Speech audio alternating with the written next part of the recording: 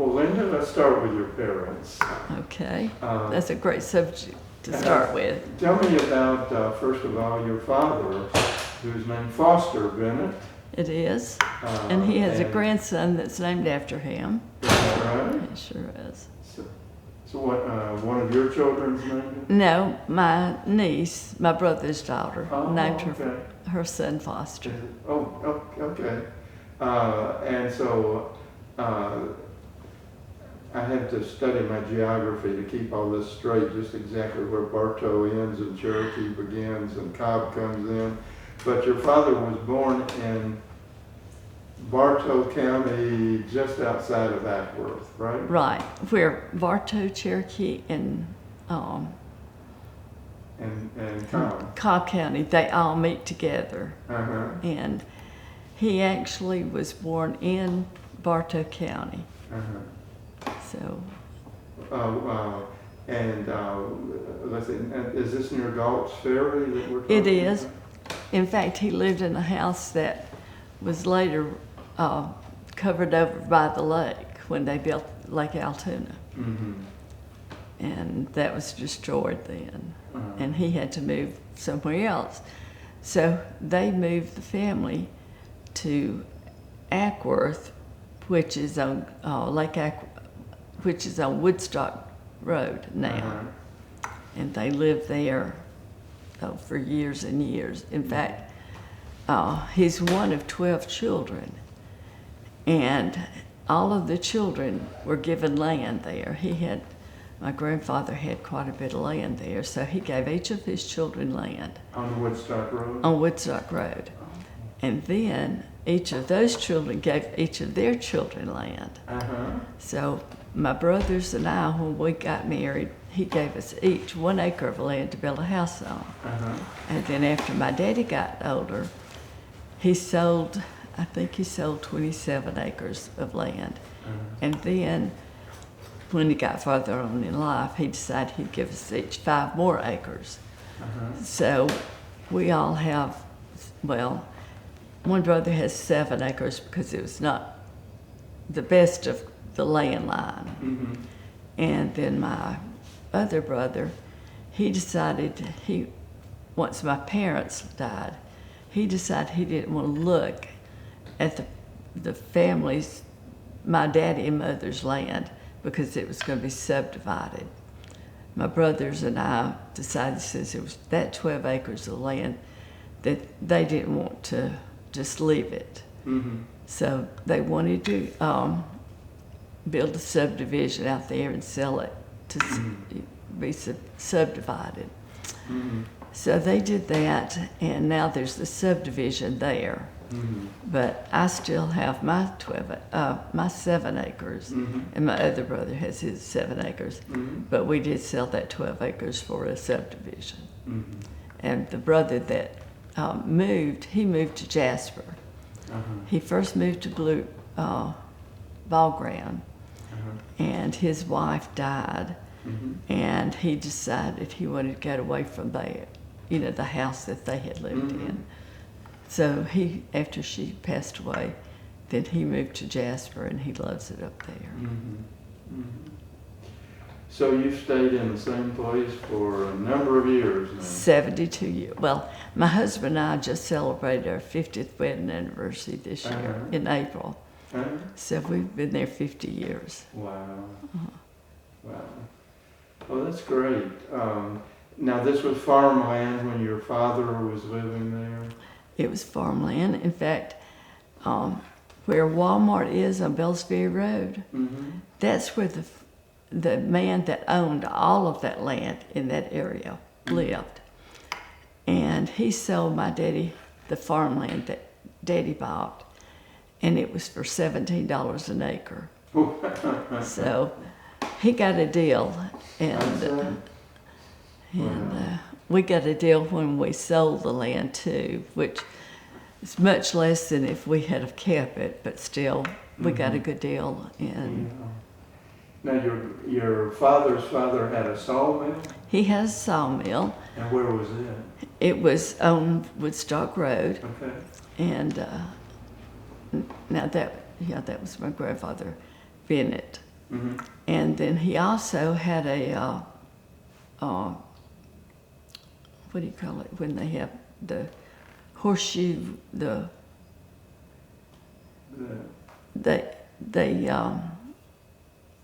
shoe horses, and Oh, they did. they also had blacksmith shop. That's what I'm trying to think of. Uh-huh. And all the people from the neighborhood would come to him and have him shoe their horses. Okay. And I think now this is called the Payne Community? now the Payne community is where my daddy went to school. Oh, okay. Okay. Oh, right. Okay, and that's where between Galt's Ferry Road and New Hope Church, it's on Kelly Creek Road. Oh, uh-huh. And there was a school there where he went to school. Uh-huh. And at that time, it was like a little community. They had a general store, and they had like a little general store that sold clothes, dry goods, and any kind of things that you might want back in the day. And then my daddy, it was a one-room school where he went to school. And he went there, I believe, through the 7th grade. Mm-hmm. And then he stopped to help with his family. Mm-hmm. And, they had a farm at their house then. Now, tell about your father joining the Civilian Conservation Corps. Well, he was only, I'm thinking he was like 20-something years old. I think you're right. I think 1937? 1937. He was born in 1917. Mm-hmm. So he and a few others in the community joined that, and they went up to Pennsylvania, I believe it was. What were they doing in Pennsylvania? It's just wherever they needed someone. Uh-huh. And at that time, they needed somebody in Pennsylvania. Uh-huh. So they went up there, and they were paid so much per family. Mm-hmm.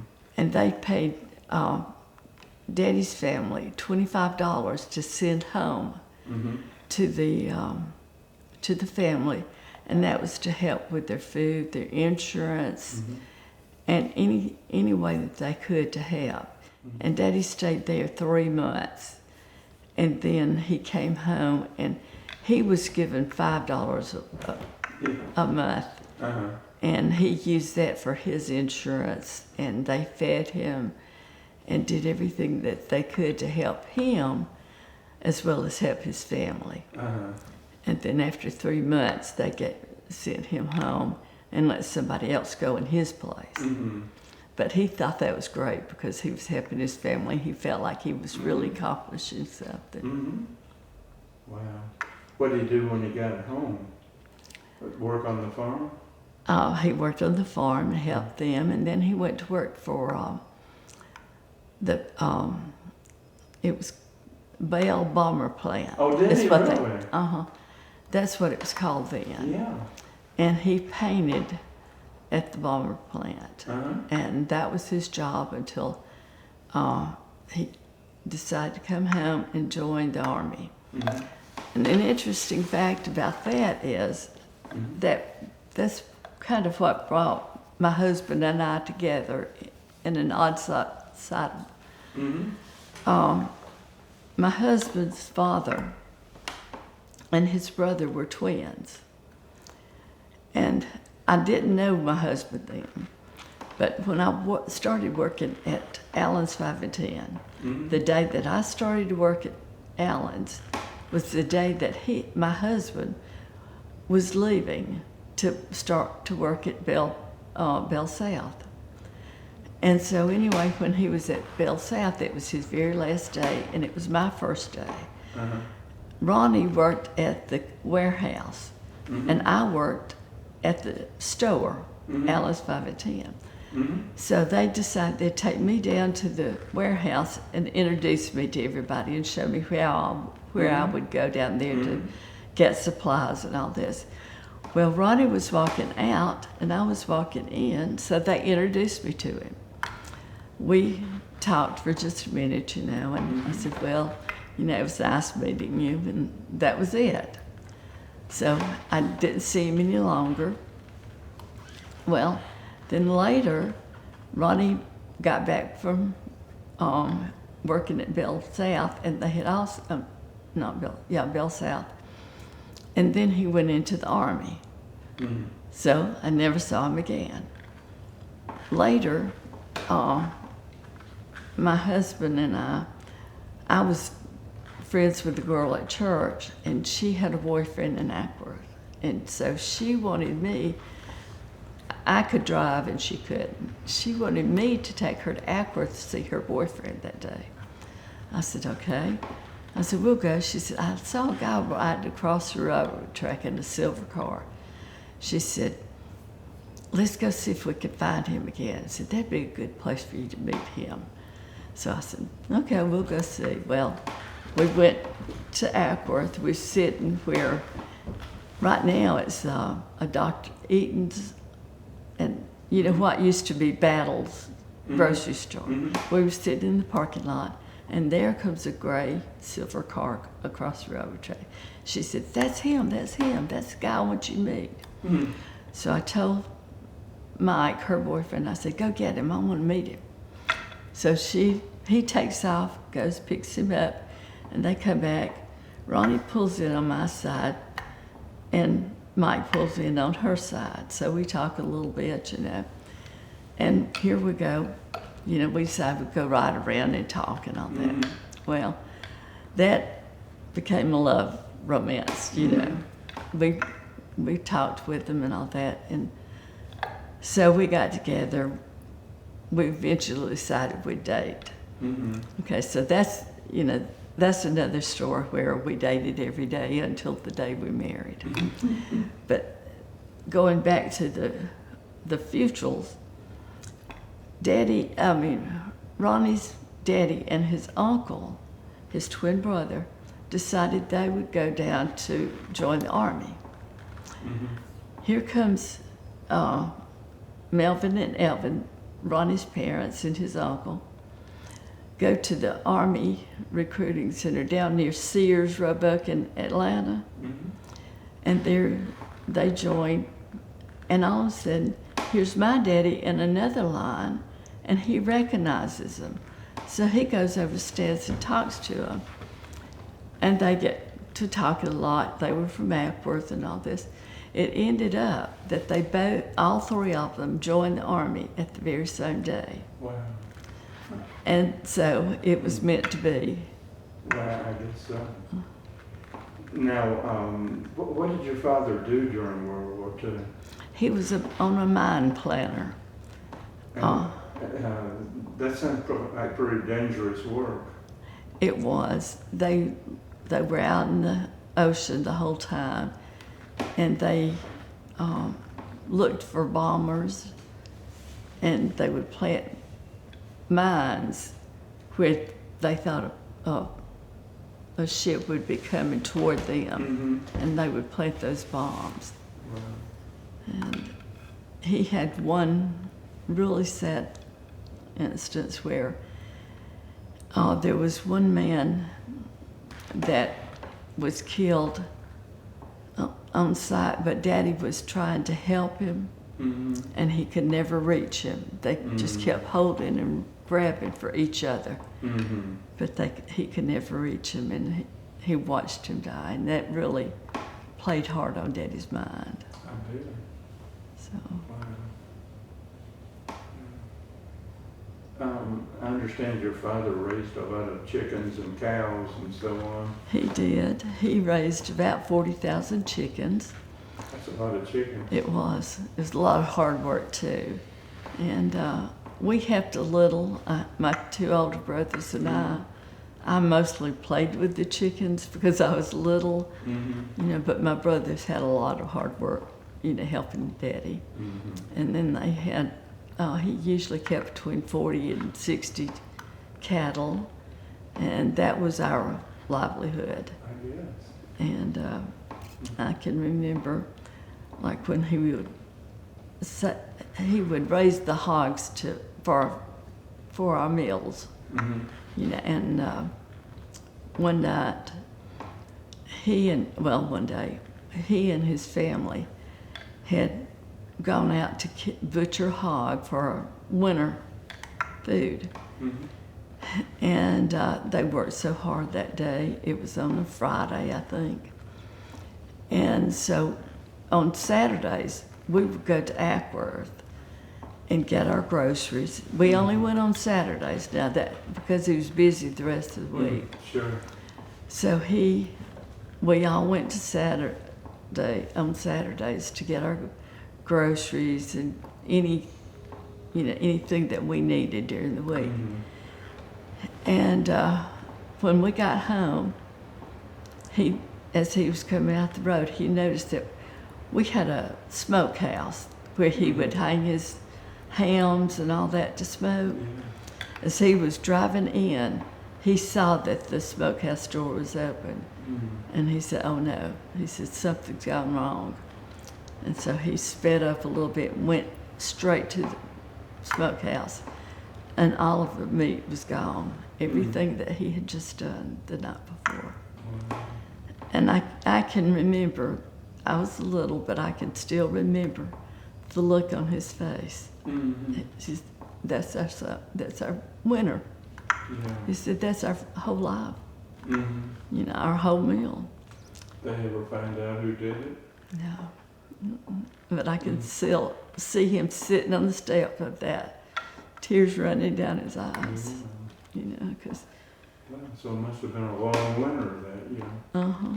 So, but we had chickens, and I'm sure he killed, had a cow butchered or something. Mm-hmm. We may buy. Now, I understand your mother came from Villa Rica. She came from Villa Rica. That's an interesting story too, I think. It's love. She lived down there. Her mother was a midwife, and my grandfather, he raised a farm. Mm-hmm. But he had some mental problems. He had epilepsy, and he just never could work a lot. And he was very depressed. And one day, he did come in from the farm. And so my uncle, I think he was about 10. My grandmother said, "Bueller, will you go out and check on Grandpa?" And so he went out and looked everywhere and found him in the outhouse, and he had killed himself. Mm-hmm. He said he didn't deserve to live because he couldn't, help with anything. Mm-hmm. So that was devastating. My mother was 5 years old. Mm-hmm. So my grandmother had to take over the farm.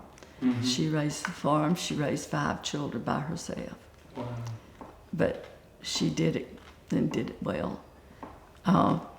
So she was a midwife, and Mother remembers many times that she had to stay at home with her brothers and sisters while she went and birthed a child. Sure. And so my mother was going to go live with her sister in North Carolina.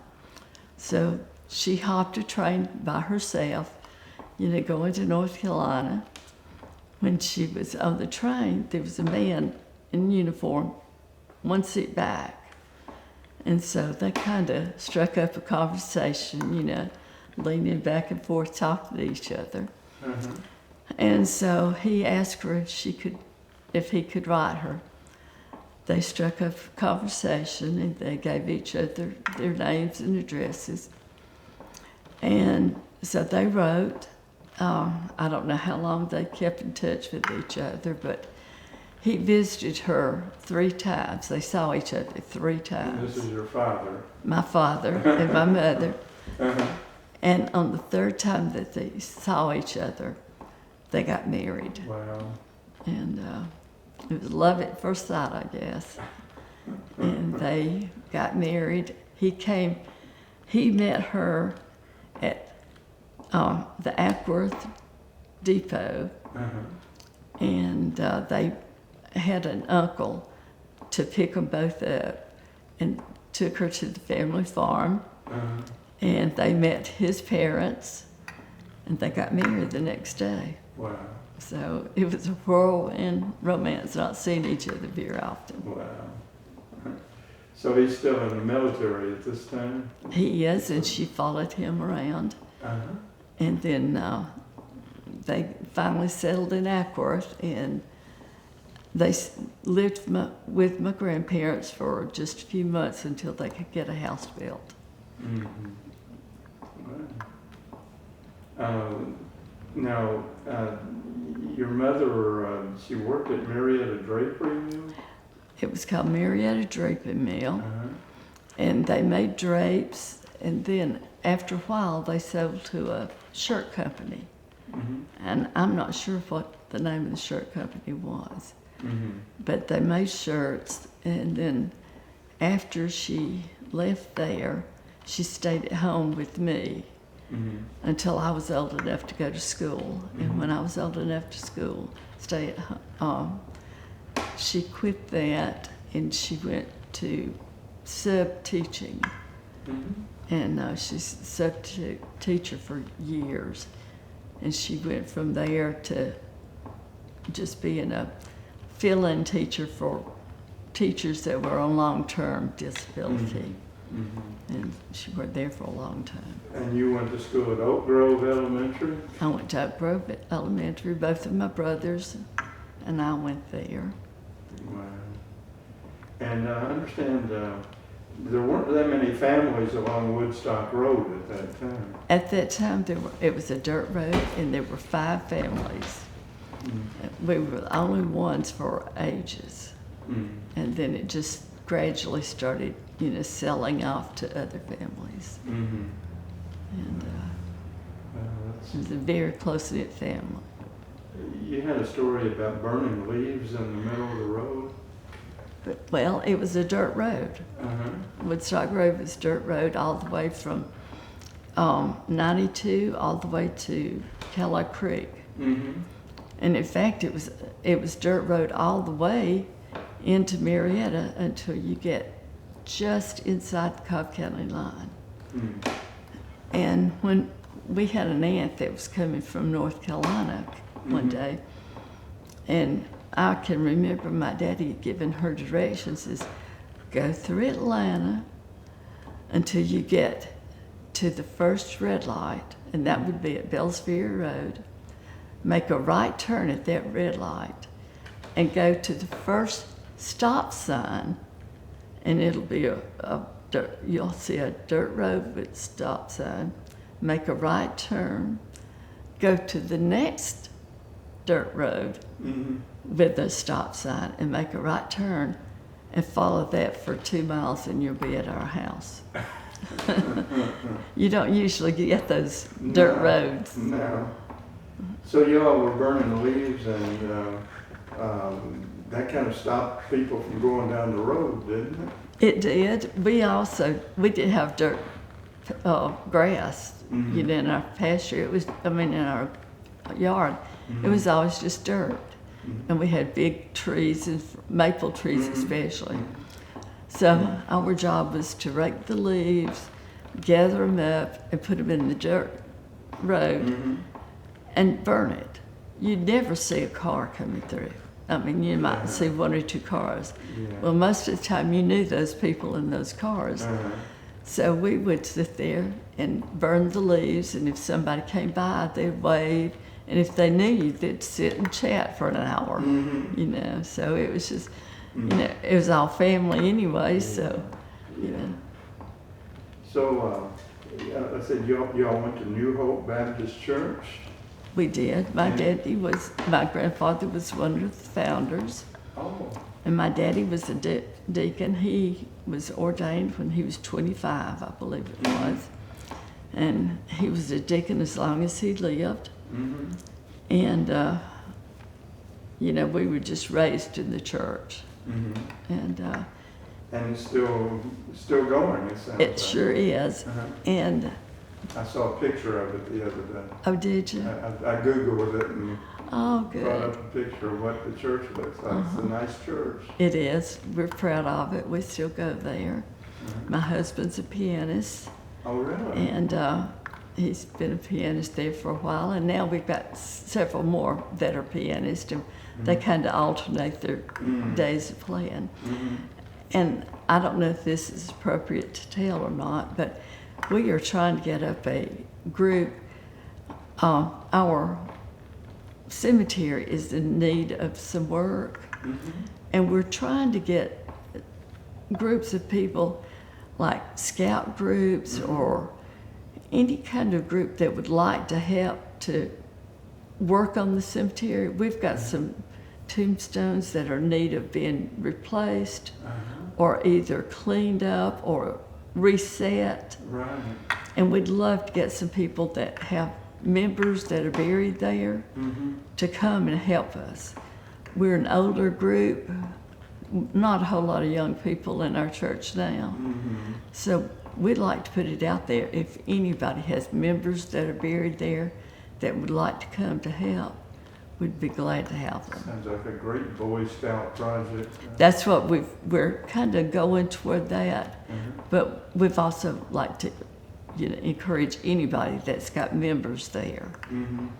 What are the oldest graves in the cemetery? How far back does it go? I think they're back to about, I'm saying 1860s or something like that, or maybe even older than that. And we're trying to clean it up, trying to get those tombstones back in position so that they'll be, nice looking, and we could get the cemetery back in good order.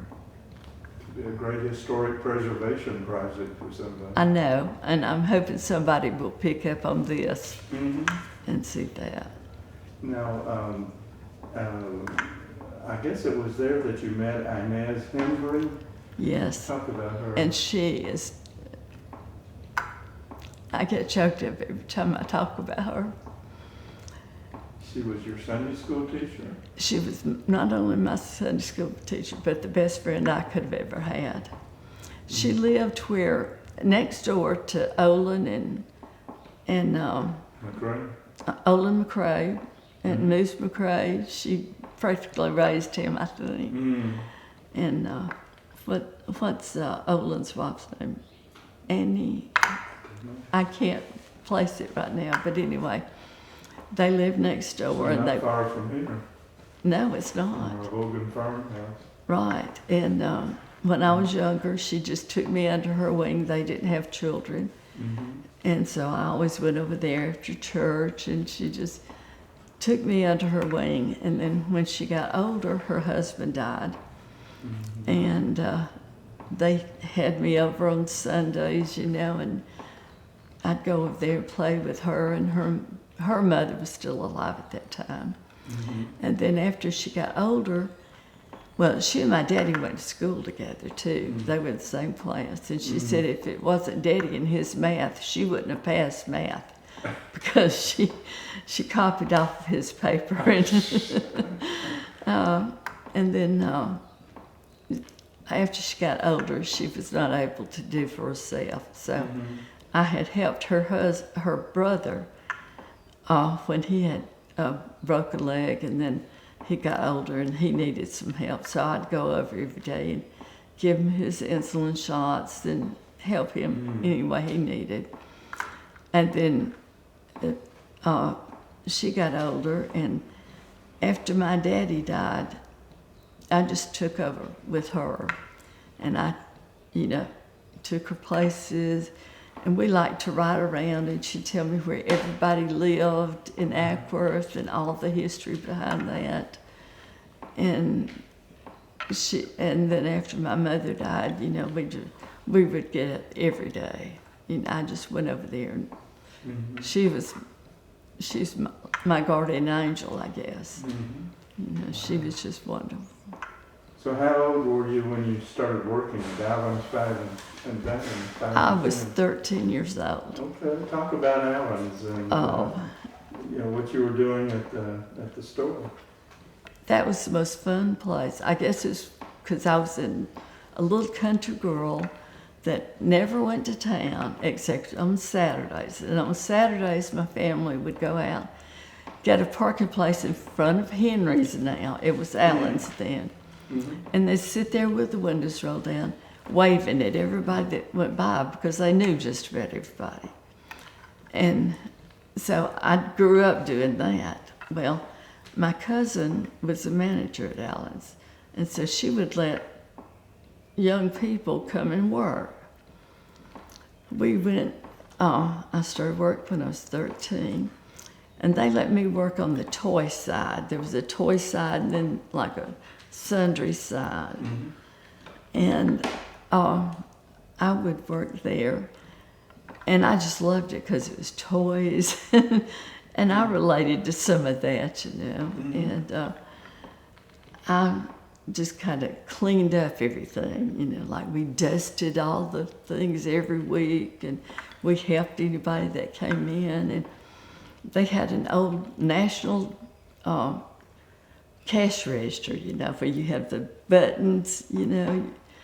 You had to push like the 10 cents, 1 cent, Mm-hmm. 25. Yeah, I remember that. Yeah, we had that to use, and Mm-hmm. it was just a lot of fun. We met so many good people, and they became like family, you know, because you saw them every Saturday. Mm-hmm. And we just,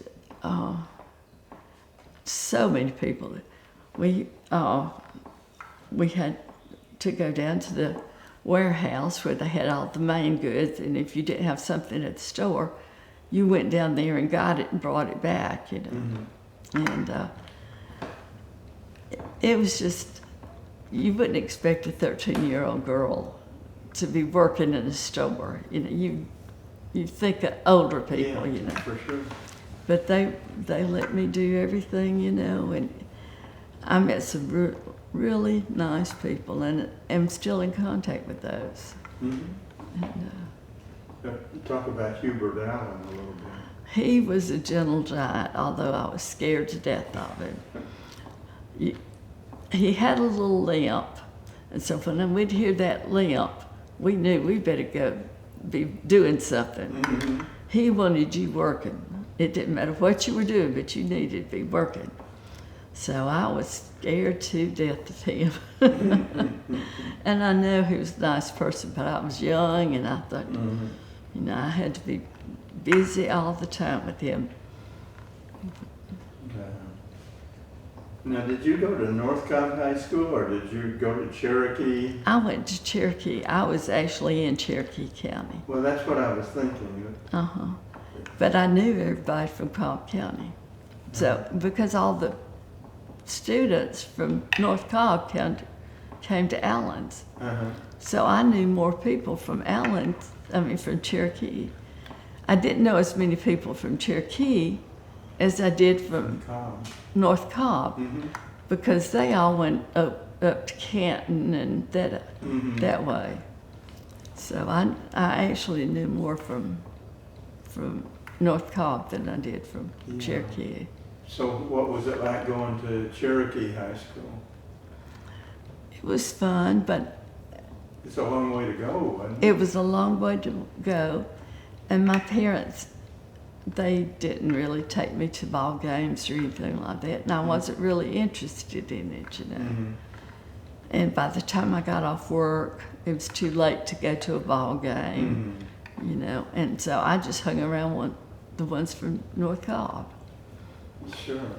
So you were going to Cherokee High School and then coming back to work at Allen's? Uh-huh, Okay. yeah. I was in the 8th, let's see. No, I guess it was the 9th, 10th, 11th, and 12th that I was actually working half days. Mm-hmm. Going to school half days and then working the rest of the day Mm-hmm. at Allen's. Oh. It was like a work, half day school, half day work. I see. Mm-hmm. Okay. And so you graduated from high school, what, about 1970 or something? 1970, I Uh-huh. did. Okay, and then Then you join the workforce, and that's where you go to People's Financial Corporation? Yes, I graduated from high school on a Friday, went to work at People's on Monday. Mm-hmm. And it was quite an experience. It was just really fun job. Uh-huh. I guess I just like being out in the workforce. Uh-huh. Uh-huh. And you were processing loans?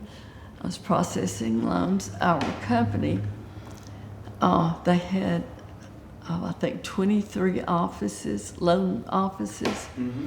So they would make the loans, they'd send them to us, and we would process them, like deciding how much the payments would be, Mm-hmm. for how long and all that, and then send it to the home office, and they would go ahead and finish processing them. Uh-huh. And I did that for about 3 years, and then I moved to the home office. While I was at the loan department, processing, Homer Barrett lived in Ackworth, and he was my boss there. Uh-huh. From there, I went to the home office, and there my boss was W.J. Abbott. Uh-huh. And W.J. Abbott lived in what is now the Cedars, Mm-hmm. the big home right by the railroad track. Yeah. And he was Here in my, Ackworth. Yeah. Uh-huh. he was my boss there. Uh-huh. And then they decided they wanted me to go to the square in Marietta Mm-hmm. to work for National Automobile. And I would be working on automobile claims. Uh-huh. And it was insurance for the automobile claims. And there, my boss was, let's see, I had No. Willie Joe, no, not Willie Joe, that was W.J. Abbott. Yeah. And that Joe, was, you worked for Joe Abbott. yeah, Joe Abbott. Okay. He was my boss there, one of his. Once you went into Marietta, to the home office. On the square. On the square? On the square in Marietta. Okay. Joe Abbott. When are you working at, next to the hospital now? Now that was the home office, and that was W.J. Abbott. Okay, okay. And his son was Bill Abbott. Okay. And so I saw a lot of them. Uh-huh. And then when we moved to the home to the square, that was just, Where on the square was it? just almost beside the courthouse, the old courthouse. Yeah. It was on Atlanta Street. Okay. Uh-huh. And it, I worked for Joe Abbott and Steve Williams, that both worked in Ackworth, both lived in Ackworth. Mm-hmm. So I worked for them there. Okay, so I think you had some stories about W.J. Abbott and... Oh, he was a character. He loved attention. Mm-hmm. He loved attention, W.J. Abbott did. Mm-hmm. And so every day he'd go out with some of his friends that also worked at People's. Uh-huh. So every day when he'd come in at lunch, I was his secretary and a receptionist. Mm-hmm. He would walk in the door and go into his office, and then we had the old intercom systems. He'd go in, press his button, and he'd say, "Linda, will you come give me a kiss?" Mm-hmm. Of course, my face would just glow. And I'd be so embarrassed because he'd always have one of his friends in the office with him. Mm-hmm. So I would look at him and I said, "Yes, sir, I'll be there, right there." What he did was he always bought those peppermint kisses Mm-hmm. and put them in my drawer. Mm-hmm. And I'd take him one of those, well, two if he had a friend. Uh-huh. And I'd take him in there and he'd say, "Thank you for my kiss, Linda." And he wanted to embarrass me in front of those people. It always, my face just glowed every time he did that. But he always made his point, and the guys would always tease him about it. So now, let's see, you go to work for Georgia State Bank somewhere along the line. They decided to close National Automobile, the insurance company. So Lewis Forrester was my boss there, and when he lost his job there, he went to Georgia State Bank, so he talked me into going there. He and Steve Williams, and so I went there, and I was a teller there. I see. And where was that located? That was in Austell, Oh, okay. Mableton and Austell. And I worked there for a good while, and then they transferred me closer to, it was in Canton Road. And then it was, they always say banker's hours are good hours. Well, I had to work every Saturday, and I didn't like that. I was a newlywed, and I wanted to be off on the weekends. So I decided to slow down and just leave banking altogether. So I stayed at home for a while, and then Vonnie said, "You need to get a job," you know. So I did, and I went to State Farm somewhere. State Farm, yeah, right. I'd had an accident in the car, and so I took my car down to State Farm to be, estimated. And I asked the manager there, I said, "Do you ever have any spare jobs?" He said, "Well, sometimes." So he walked back to his desk, came back, interviewed, and he said, "Would you like to come in on Monday?" I said, "Well, not really." But so I got a job, and I worked there for 2 years, found out I was pregnant. And so I said, "Well, I'll take it, you know." And after 2 years, I found out I was pregnant with twins, and I decided I'd take the time off. And So then you go to work at Oak Grove Elementary? Oak Grove, I stayed at home until the boys were in the first grade. I was doing so much volunteer work at the school, I thought, well, why am I not getting paid? So I decided I'd stay up there and work and stay while they were in school there. And so I stayed until they got, until they were seniors in high school, and I retired. Okay. And then I just stayed at home. My daddy got sick. He was going under hospice. So I said, well, this is a good time for me to stay at home and be with them. What do you want to say any more about Ronnie and your twin sons? Well, I'm very proud of them. Eventually I married Ronnie. We dated 13 months, and then we decided to get married. And I was very fortunate to stay at home with the boys while they were in school. And it was just, they're just great sons. I'm very proud of them. One's a chef and one's an electrician. And Ronnie, he retired after I retired. I retired in 2000, he retired in 2002. So we've been at home for a long time. And we're just doing what we love, just anything comes up, we do it. We just got back from a trip from Europe. And he's in a band. He plays in 2 bands. He plays the banjo. He likes to go to all these assisted livings and plays there. Plus he goes to the apple barns in the fall and plays at different, like Barron Square in Dahlonega. He goes to Blairsville for different shows that they play there. And he's just enjoying life. And We'll talk about Ackworth and how it's changed over the years. it's changed quite a bit. It really has. From a small town, and it's growing. And there's so many things to do now in Ackworth.